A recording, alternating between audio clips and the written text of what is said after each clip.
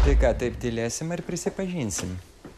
Ar man policiją kviest? Paskutinį kartą klausiu, kas paėmė tušinuką? Mes tai tikrai neėmėm. Nu, jei Bogu ne, tai gal mes paėmėm? Ko dabar į mane visi žiūrit? Tai ko čia dabar nervuojasi visas obolmušiais pagaugais, snukis nuvėjęs? Neėmė, tai neėmė, okei? Vyrai, aš tik patikrintis norėjau. Nieks neėmė to tušinuką.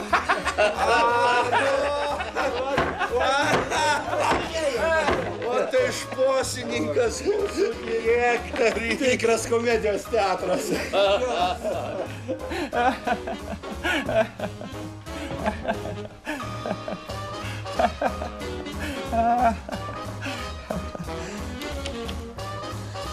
Čia jums ne teatras.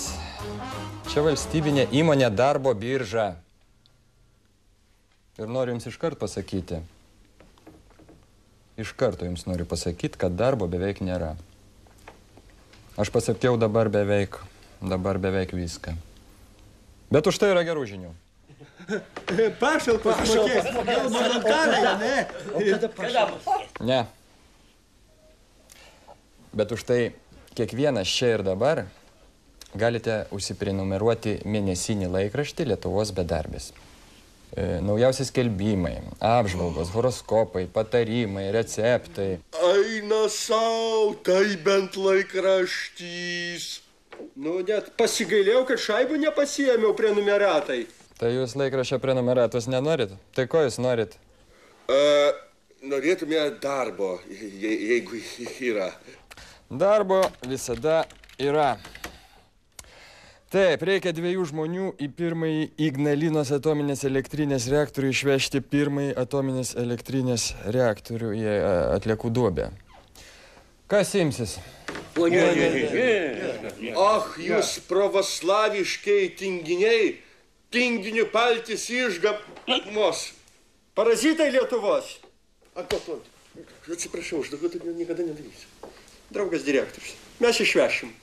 Perspėjau, darbas yra nelengvas ir šiek tiek kenksmingas. Ten yra radiacija. Velnias negriebs. Aš ilgai gyvenau Fabijoniškėse prie Sąvartyno, kur dabar Seimo ponų namai išdygo. Tai vasara tokia smarvė, kad net musės numirdavo. Ir išgyvenau. Nieko. Na tai gerai. Tai tada ateikit čia vat jums po radiacijos matuoklį, 1 ant 2. Ir iš savo algos dar nusipirksit po litrą pieno už kenksmingas sąlygas. O instrukcijas viską gausit vietoj. Tukit aš vis panašios ranką. Einam, taigi instrukcijas vietoj. Kur tu eini, asilė? Dabar šį kartą pro čia išeina.